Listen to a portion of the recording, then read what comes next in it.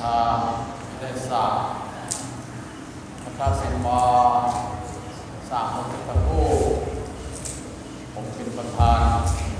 และผมเป็นบริวารให้เจริญพรท่านสาธุชนผู้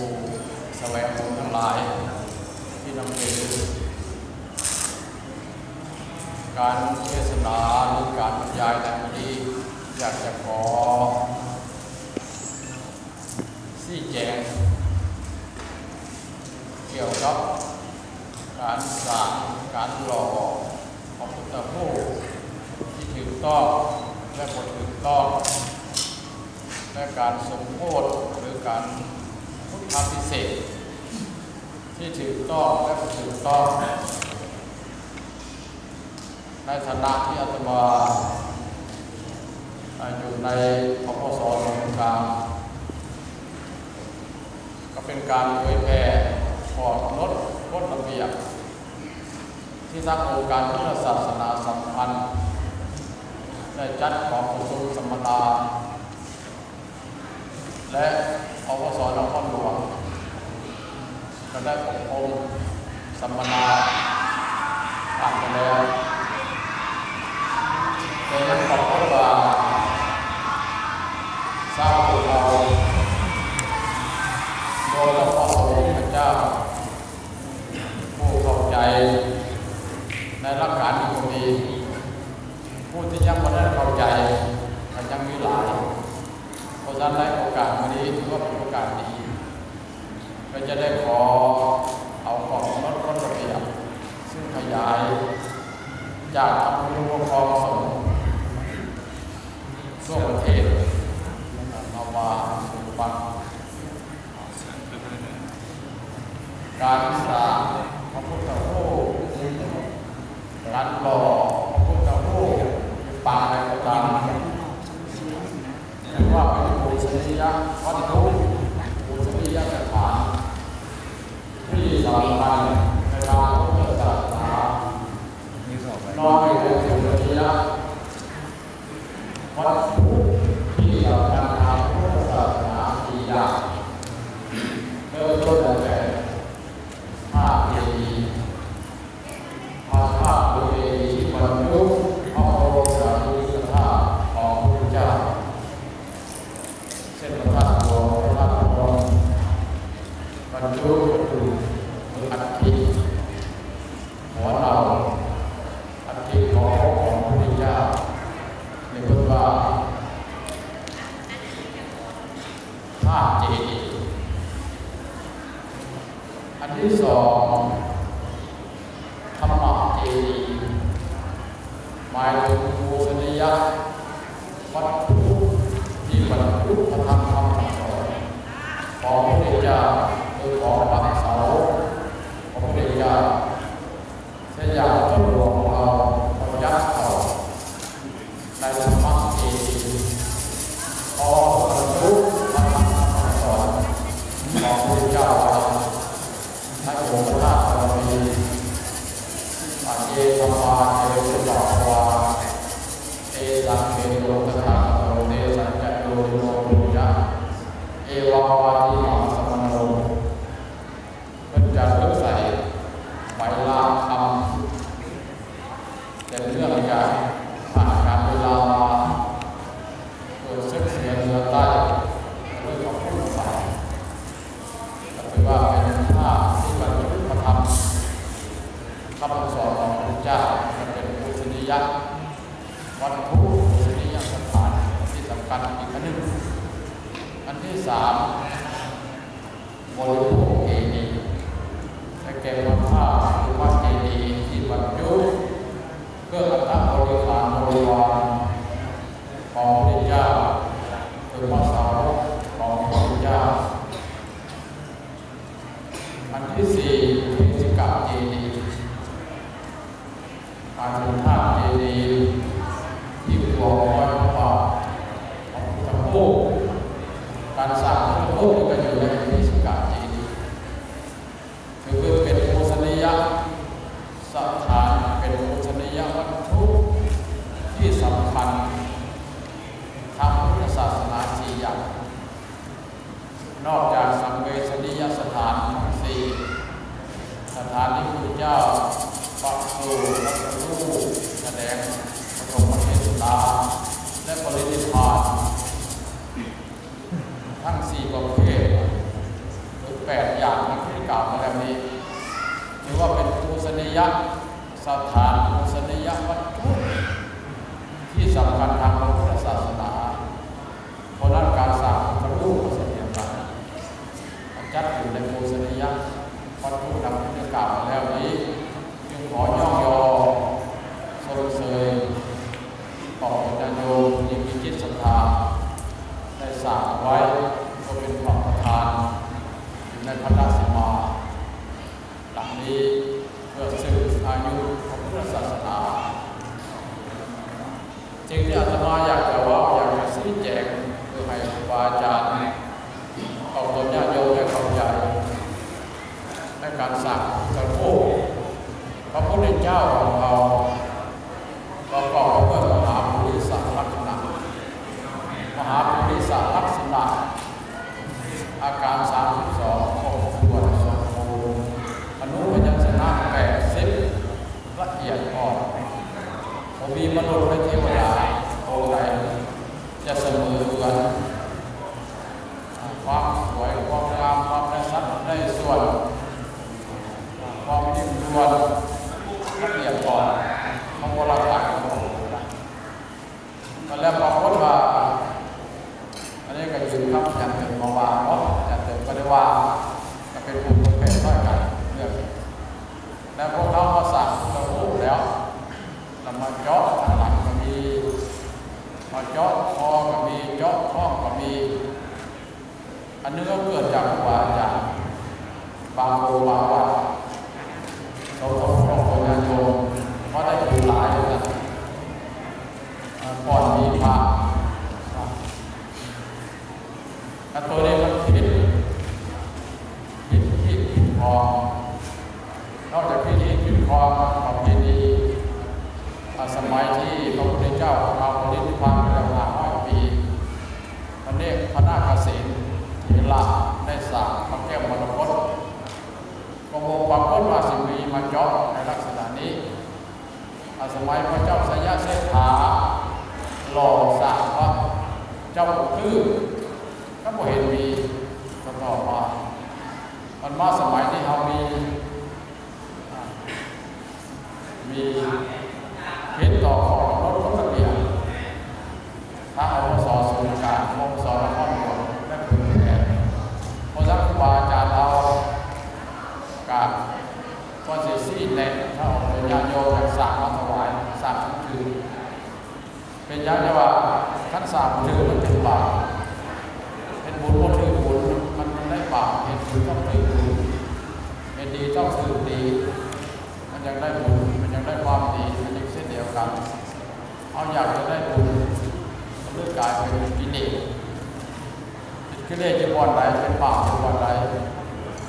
อาตมาได้ข่าวของกองสูงสรุปวัฒนธรรมของประเทศ4-5 ปีผ่านมาแนวเราสัมสาเป็นหลักแผงและก็ห่วงสูงเกี่ยวกับวัฒนธรรมไม่ได้รายงานแต่ละแผงแต่ละเมืองปรากฏว่ามีคนขีดหลักเจาะท้องผักเจาะหลังผักเจาะต้นผักตัดคอผักเป็นอย่างเป็นในลักษณะนี้อาจจะร้องมาหนึ่งได้ไปโรงพยาบาลเดียวที่เขามาส่งเสริมมิตรสุขเดียวมาส่งเสริมให้โยนให้มาตัวนี้ว่าจะเอาใจใส่เพราะฉะนั้นพศ.ศูนย์กลางมีแต่วางหลักออกแล้วพศ.นครหลวงก็ได้เผยแผ่ไปเข้าโรงเรียนแต่บางที่ก็อาจจะพบว่าถึงนั้นครูบาอาจารย์โยมอยากจะสร้างมาถ้ามันจะอ่อนเห็นเป็นถุงนะเอาถุงมาเห็นเป็นถุงแล้วก็มาวางไว้สิบวันลายก็ได้ก่อนจะคือก่อนลงไปสิ่งที่สิ่งแรกไว้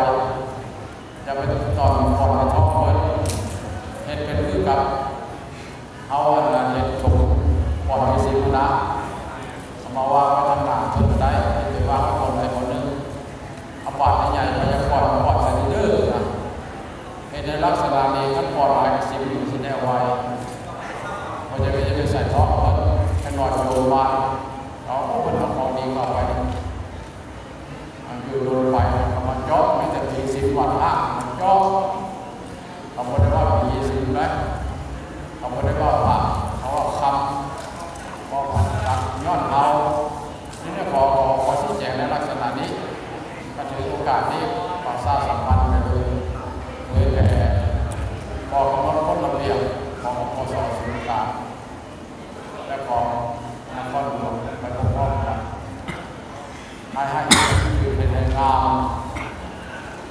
ก็ถ้าผู้ใดเห็นหล่องามเหมือนกันก็ให้หล่อเด้อ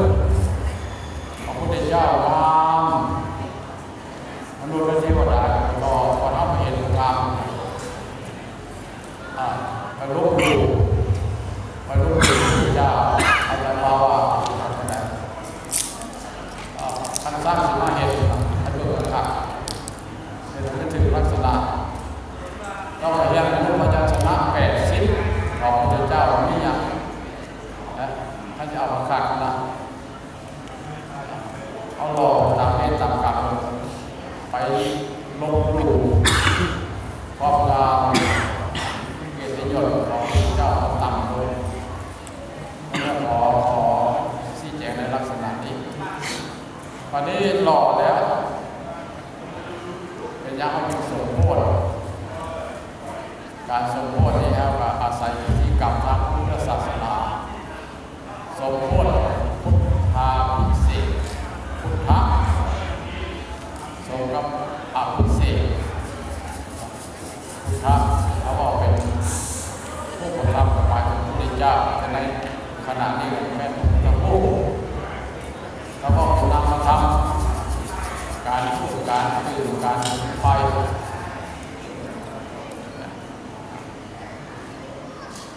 อภิเษก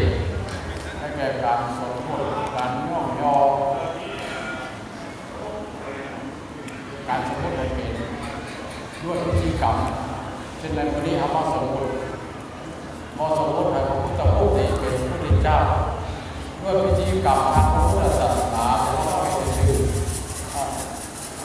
โดยที่พระสงฆ์พิธีสวดพุทธคาถาสรรเสริญพระคุณของพระพุทธเจ้านอกจากนั้นก็จะมีโอนั่งสมาธิออกตัวญาณโยมทั้งหมดก็ดีใจต่อตัวญาณโยมการนับบุญที่ง่ายที่มีคนหลายในการสมโภชพระเจ้าคนได้เชิญคนได้บอกอันนี้ข่าวไปมาเพราะว่าผู้น้อยผู้ลงเท่าผู้แก่เข้าใจว่าได้ผู้หลายในลักษณะนี้พักมาแต่มาได้เห็นถือคันมาเห็นถือเราจะได้บาปเขาต้องมาต้องเห็นถือก็สลับครอบครัวใหญ่ทั้งหลายทั้งปวงจากบ้านจากเรือนหมดทิศระหว่างตัวเองสลับ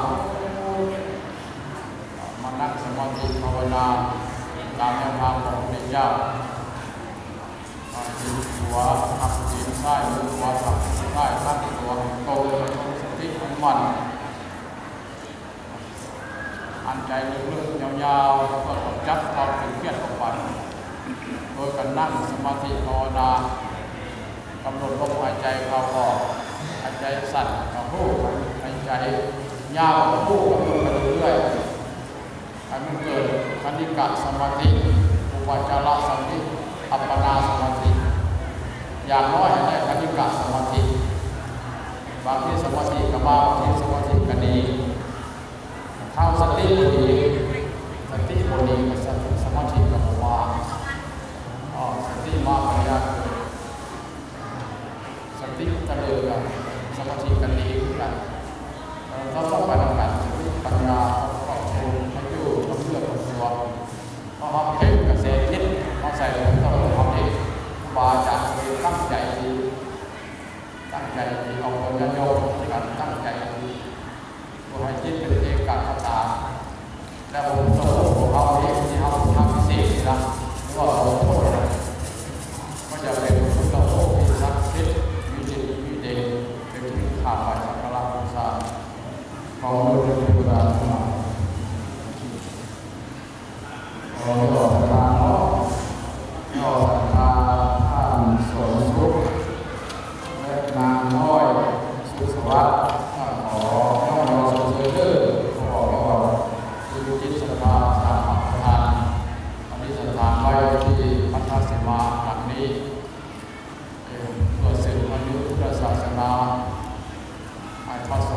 เจ้าของคุณญาติโยมทั้งหลายให้มาสักการะบูชาที่เราได้คุยในส่วนหลาย